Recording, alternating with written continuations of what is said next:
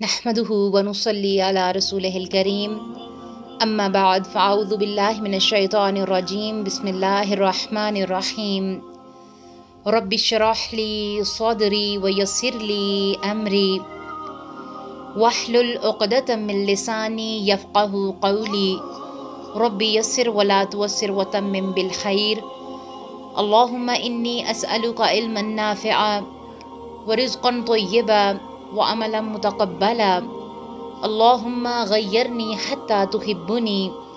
या अल्लाह मुझे इतना बदल दीजिए यहाँ तक कि आप मुझसे मोहब्बत करने लगे। आमीन अल्लाहुम्मा आमीन। अस्सलामु अलैकुम व रहमतुल्लाहि व बरकातुहू।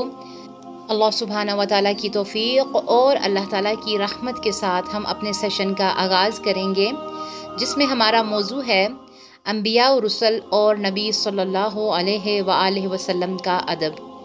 पीछे हमने अंबिया और रुसल के अदब पे बात की थी। आज हम देखेंगे कि नबी सल्लल्लाहु अलैहि व आलिहि वसल्लम के वो कौन से ऐसे 8 हकूक़ हैं जिनके बारे में हम बात करेंगे, जिसका मुख्तसर हमने पीछे पार्ट 1 में देखा था। अब यहाँ पर हम देखते हैं कि इन तमाम तर जितने भी हकूक़ हैं, इसमें से पहला हक जो कि पीछे भी बताया था कि क्या मैं नबी सल्लल्लाहु अलैहि वसल्लम को अल्लाह का बंदा और रसूल मानती हूँ, क्योंकि ये पहला हक है, हमने ये मानना है।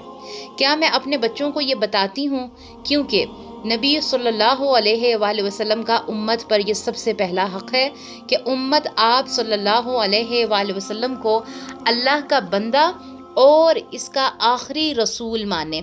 और यही बात वो बात है जिसका हर मुसलमान कलमा शहादत पढ़ते हुए इकरार भी करता है कि अल्लाह ताला के सिवा कोई माबूद बरहक नहीं और मोहम्मद सल्लल्लाहु अलैहि वसल्लम अल्लाह के बंदे और उसके रसूल हैं। अल्लाह सुब्हानहू व तआला कुरान में फरमाते हैं, लिहाजा तुम अल्लाह पर और इसके रसूल पर ईमान ले आओ और इस नूर यानी कुरान पर भी जो हमने नाजिल किया है, और तुम जो कुछ करते हो अल्लाह इससे खूब बाखबर है। सूरत अत-तग़ाबुन आयत नंबर 8। तो याद रखें कि नबी सल्लल्लाहु अलैहि वसल्लम की नबूवत और रसालत पर ईमान लाना और आपके ज़रिए जो दीन हक़ हम सब तक पहुँचाया गया, इसे सच्चे दिल से कबूल करना मुझ पर और आप पर फ़र्ज़ है, क्योंकि इसी पर हर इंसान को निजात का दारोमदार मिलता है। मेरे और आपके नबी सल्लल्लाहु अलैहि वसल्लम ने आपको देखने के बाद आप पर ईमान लाने वालों को एक मर्तबा और आपको देखे बग़ैर आप पर ईमान लाने वालों को यानी हम सबको 7 मर्तबा खुशखबरी सुनाई है। खुलासा हदीस है, खुशखबरी है इस शख्स के लिए जिसने मुझे देखा और मुझ पर ईमान लाया, और 7 मर्तबा खुशखबरी है इस शख्स के लिए जिसने मुझे नहीं देखा और मुझ पर ईमान लाया। तो याद रखें, जो शख्स नबी सल्लल्लाहु अलैहि वसल्लम और आपकी शरीयत पर ईमान नहीं लाता वो यकीनन जहन्नमी है। इसका अंजाम बहुत सख्त है, क्योंकि खुलासा हदीस है, हज़रत अबू हुरैरा रज़ियल्लाहु तआला अन्हुमा का बयान है कि रसूलुल्लाह सल्लल्लाहु अलैहि वसल्लम ने फरमाया, इस ज़ात की कसम जिसके हाथ में मोहम्मद सल्लल्लाहु अलैहि वसल्लम की जान है, इस उम्मत का कोई शख्स चाहे यहूदी हो या नसरानी मेरे बारे में सुने और फिर इस हालत में इसको मौत आ जाए कि वो इस शरीयत पर ईमान न लाया जिसे देखकर मुझे माबूस किया गया, तो वो यकीनन जहन्नुम वालों में से है। वाज़ह रहे कि हम प्यारे नबी सल्लल्लाहु अलैहि वसल्लम को अल्लाह ताला का बंदा यानी कि बंदगी करने वाला इसलिए कहते हैं कि ख़ुद अल्लाह ताला ने ही आप सल्लल्लाहु अलैहि वसल्लम को अपना बंदा करार दिया है, जिसके बारे में अल्लाह सुब्हानहू व तआला सूरह बनी इसराइल में फरमाते हैं, पाक है वो ज़ात जिसने अपने बंदे को रात के कुछ हिस्से में मस्जिद हराम से मस्जिद अक़सा तक की सैर करवाई।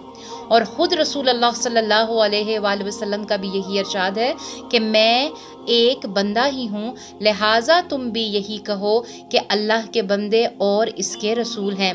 तो हमें आप सल्लल्लाहु अलैहि वसल्लम को वही मकाम देना होगा जो आपको अल्लाह ताला ने दिया है। اور جو آپ نے اپنے بارے میں خود بیان فرمایا ہے۔ اور جب ہم رسول اللہ صلی اللہ علیہ وآلہ وسلم کو اللہ تعالیٰ کا بندہ مانیں گے تو ہی ان کے درمیان اور اللہ تعالیٰ کے درمیان فرق واضح ہوگا، کیونکہ بعض اوقات بہت سے معصوم لوگ لا علمی کی وجہ سے آپ صلی اللہ علیہ وآلہ وسلم کی تعریف میں مبالغہ کر جاتے ہیں اور آپ کو اللہ تعالیٰ کے مقام تک پہنچا دیتے ہیں۔ جب ہم غور و فکر اور تزکیہ کریں گے تب ہی ہم اس کو سمجھ سکیں گے۔ اب حقوق میں دوسرا حق دیکھتے ہیں، جو کہ ہے نبی صلی اللہ علیہ وآلہ وسلم کی تعظیم و توقیر کرنا۔ رسول اللہ صلی اللہ علیہ وآلہ وسلم کا امت پر دوسرا حق یہ ہے کہ آپ صلی اللہ علیہ وآلہ وسلم کی تعظیم کی جائے اور دل و جان سے آپ کا احترام کیا جائے، عزت کی جائے۔ اور اسی لیے آپ صلی اللہ علیہ وآلہ وسلم کی حیات مبارکہ میں آپ صلی اللہ علیہ وسلم کو نام کے ساتھ پکارنے یا آپ کی موجودگی میں اونچی آواز میں گفتگو کرنے سے صحابہ اکرام رضی اللہ تعالی عنہم کو منع کر دیا گیا اور انہیں آپ صلی اللہ علیہ وآلہ وسلم کا احترام کرنے کی سختی سے تلقین کی گئی۔ فرمایا لا تجعلوا دعاء الرسول، رسول صلی اللہ علیہ وآلہ وسلم کو تم اس طرح مت بلاؤ جیسا کہ تم آپس میں ایک دوسرے کو بلاتے ہو۔ سورہ الحجرات آیت نمبر 2 میں بھی فرمایا کہ اے ایمان والو، نبی کی آواز سے اپنی آواز اونچی نہ کرو اور ان کے سامنے بلند آواز سے اس طرح بات نہ کرو جس طرح تم آپس میں ایک دوسرے سے بلند آواز سے بات کرتے ہو، ورنہ تمہارے اعمال برباد ہو جائیں گے اور تمہیں اس کا احساس تک نہ ہوگا۔ نبی صلی اللہ علیہ وآلہ وسلم کے صحابہ آپ کا شدید احترام کرتے تھے اور ادب و احترام کو ملحوظ خاطر رکھتے ہوئے انہیں یہ بات ہرگز گوارا نہ تھی کہ ان کی آواز نبی صلی اللہ علیہ وآلہ وسلم کی آواز سے اونچی ہو۔ تو ہمیں یاد رکھنا ہے کہ آپ کی تعظیم کا لازمی تقاضا ہے کہ آپ نے جو دین امت تک پہنچایا اسے کامل تصور کیا جائے اور اس میں کسی قسم کی کمی و بیشی کو تصور نہ سمجھا جائے، اور آپ نے جن کاموں سے کرنے کا حکم دیا ہے ان پر عمل کیا جائے اور جن کاموں سے منع کیا ہے اس سے پرہیز کیا جائے، رک جانا چاہیے۔ آپ صلی اللہ علیہ وسلم کی سنت مبارکہ کو زندہ کیا جائے، آپ صلی اللہ علیہ وآلہ وسلم کی توحید واحد کو خوب پھیلایا جائے، شرک و بدعت کے خلاف جہاد کیا جائے، آپ صلی اللہ علیہ وآلہ وسلم کی سیرت کو اپنایا جائے اور آپ کی طرف جھوٹی اور من گھڑت باتوں کو منسوب نہ کیا جائے۔